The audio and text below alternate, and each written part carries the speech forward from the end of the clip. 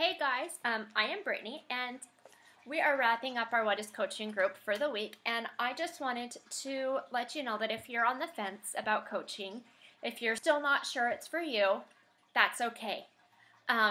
Take time, really decide for yourselves what it is about coaching that appeals to you and why you want to do it. And while you think about that, I want to read an excerpt from this book. It's called Nobody Can Take Your Place, and it's by Sherry Dew.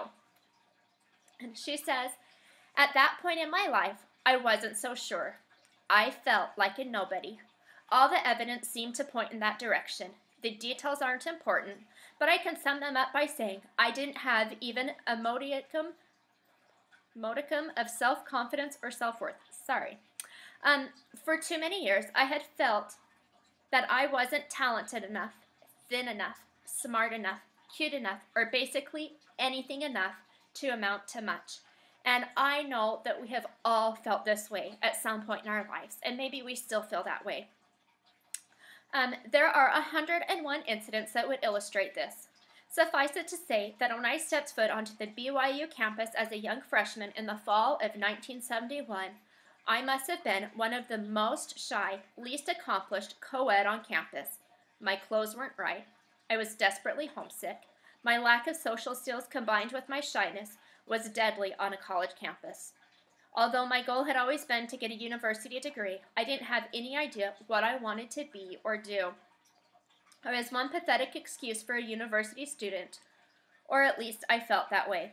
Perhaps just one story will sufficiently illustrate the condition of my life and my frame of mind at that point.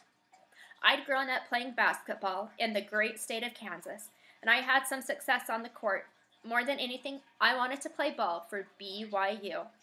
So, my shyness notwithstanding, I found out where and when team tryouts were being held and showed up at a certain gym in the Richards PE building at the appointed hour. But when I opened the gym door and peeked inside, a group of girls were already running drills, and they looked good. Clearly, I wasn't in Kansas anymore. Suddenly, every insecure cell in my body began to scream. What are you thinking? You aren't good enough to play ball here. You can't compete with these girls. What's gotten into your head? I quickly closed the door and told myself that if I just had a few minutes to regain my composure, I would go in. I began to pace up and down the hallway outside the gym, telling myself that at any moment I would go in.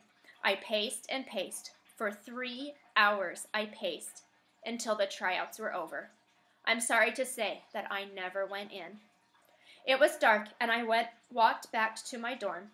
I was completely disgusted with myself. I couldn't believe I hadn't at least had the courage to try. I cannot believe that I had let my fear dash a childhood dream. And as silly as that may seem, my failure to try out has nagged me as a sliver ever since. For 30 years now, I haven't been able to watch a women's collegiate basketball game without kind of wincing, all the while wondering if I could have made the team. Now fast forward 30 years, from the fall of 1971 to the fall of 2001, when I was invited to speak to all the female athletes at BYU who had made the various intercollegiate teams, the swimmers and divers, the cross-country team, the volleyball team and softball team, the golfers, the soccer team, and of course, the basketball team. I was thrilled. I love young adults, and to be with young adults who were athletes promised to be a real treat. That night, as part of my remarks, I told for the first time the story of pacing outside that gymnasium in the fall of 1971. I wanted those young athletes to believe it when I told them how much I admired and respected what they had already accomplished in their lives. When I had concluded, BYU's storied women's athletic director, Dr. Elaine Michaels, went to the podium and in front of the audience asked, "Sherry, is that story about you being too shy to try out for the 1971 basketball team really true?" "Yes," I responded. "Did you know that I was the coach of that 1971 BYU women's basketball team?" she continued. "Yes," I answered, adding that through all these years, her name had been emblazoned on my mind, and I had followed with great interest the very successful basketball and volleyball teams she had coached. Would you like to know something interesting about my 1971 basketball team? She went on. I nodded that I would. In all my years of coaching, it is the only year I was not able to fill my roster, and we played the season one player short. All season, I kept searching for one more girl to fill my team, but I could never find her. Ugh. When she said those words, it felt as though she had sucker punched me. I couldn't believe it was true. But Elaine later assured me that it was. She had looked all season long for another player to add to her roster, but she had never been able to find that one particular ball player. All the way home, I stewed about what she said, and frankly, I've thought and pondered the matter a great deal. Then, though I suppose I wouldn't know this definitely, but I have a suspicion about all of this. I have the feeling that spot on the team was mine. But because I didn't have the courage to step forward and try, it didn't get filled.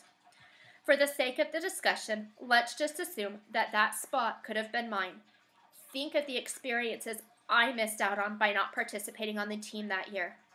And if I was half as good as I remember myself being, perhaps I could have even helped the team.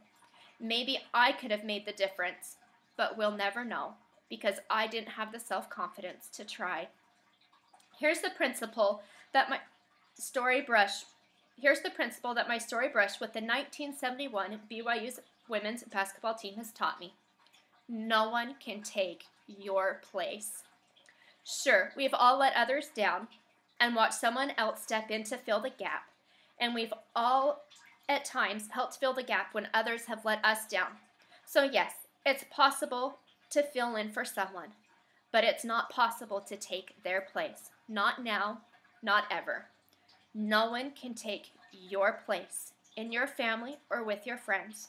No one can take your place in your extended family, in your neighborhood, or at the company where you work. No one can have the influence that you have been prepared to have on all who come within your sphere of influence. Without question, no one can fill your mission. No one can do what you were sent here to do. No one. So I just want you to think about that and know that there is a spot on this team for you. If you feel that tugging in your heart, it's because this is what you were meant to do. So don't underestimate yourself. Your confidence will grow. You will fill that spot for yourself. And that's one thing that I struggled with. I had that tugging on my heart. I wanted to try. I wanted to do it, but I was scared. What if I failed? What if I wasn't good enough? You're putting yourself out there on social media and everybody knows what you're doing. So what happens if it doesn't work out? That's okay.